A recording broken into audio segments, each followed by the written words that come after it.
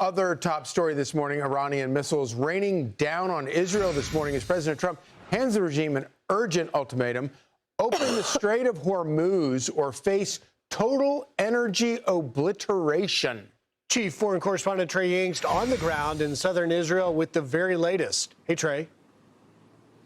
Yeah, hey guys, good morning. We just returned from the southern city of Arad. This is a community of about 25,000 people where overnight more than 100 were injured by one Iranian ballistic missile impact. Today, this was a significant development and an indication that the Iranians are still able to launch barrages that can get around Israel's air defense systems. Here's what it looked like when we arrived at the site. You can see here the impact crater of an Iranian ballistic missile that slammed into the southern city of Arad overnight, wounding more than 100 people. The buildings here reduced to rubble as this explosion rocked the city of more than 25,000 people.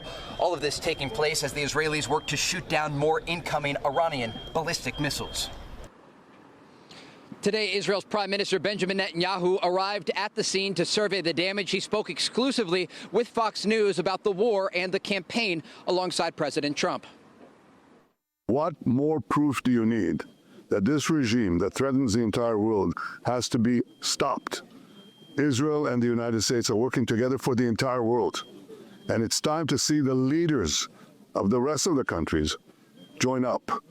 I'm happy to say that I can see some of them beginning to move in that direction, but more is needed. President Trump's call to have the international community confront this terrorist fanatic regime of zealots, that is a call not only for the security of America and the security of Israel, it's for the security of the entire world. And it's time for them to act. The Prime Minister calling on other countries to get directly involved in this war as the Israelis are going after many of the ballistic missile storage sites inside of Iran. New strikes were conducted over the weekend, and we do understand more strikes will happen later today. All of this taking place as the Iranians launched just a couple days ago 2 ballistic missiles at the Diego Garcia Air Base in the Indian Ocean. This is more than 2,000 miles away from Iranian territory and an indication that they have longer range missiles than previously publicly known. I asked Israel's former Prime Minister Naftali Bennett about this very issue. It's important that Europe now wakes up, understands that America and Israel, with the leadership of President Trump, are preventing a nuclear Iranian nightmare on all of Europe. We're fighting this war to protect them. Now the lie has been revealed. Iran has missiles that can reach Madrid, that can reach Berlin, that can reach Paris. And now they suddenly woke up and understand that they're under an Iranian threat. The Iranians are also still using cluster munitions against the civilian population here in Israel's second largest city of Tel Aviv. Some of those bomblets rained down once again on the population below. Police tell Fox News there were 15 different impact sites. Guys?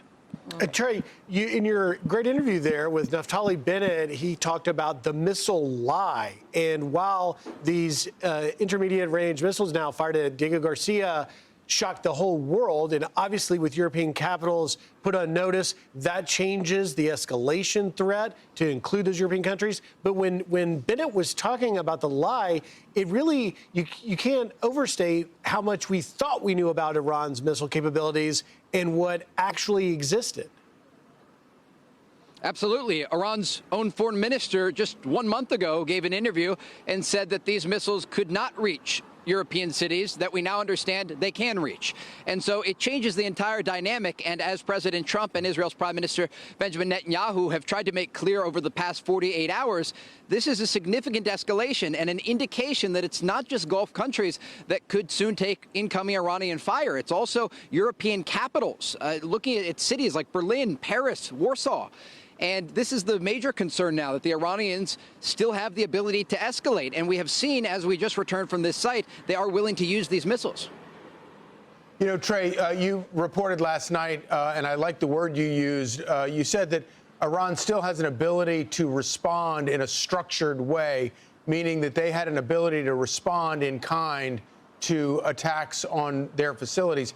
Meanwhile, CENTCOM in the U.S. has talked about the degree to which the United States has degraded their ability to respond. Is CENTCOM overstating how much we have degraded their ability to respond? The U.S. and Israeli strikes against the Iranian regime have been very successful. They've taken out dozens of top leaders in Iran, IRGC command structures, members of the Basij forces, and much of the production line for these ballistic missiles that are currently being used against Israel and regional countries. There's an important statistic that U.S. Central Command is talking about, and they are talking about the amount of ballistic missile fire being reduced by somewhere between 90 and 95% from the first days of this war. While that may be true, it does not indicate what their current stockpile looks like and their ability to target Israel and U.S. allies across the region. And that is why we still see these missiles raining down here. And officials here tell us this is going to last for a few more weeks. Great point. Right. Thank you, Trey. Thanks, Trey. Well, the clock is ticking. I'm Steve Doocy. I'm Brian Kilmeade. And I'm Ainsley Earhart. And click here to subscribe to the Fox News YouTube page to catch our hottest interviews and most compelling analysis.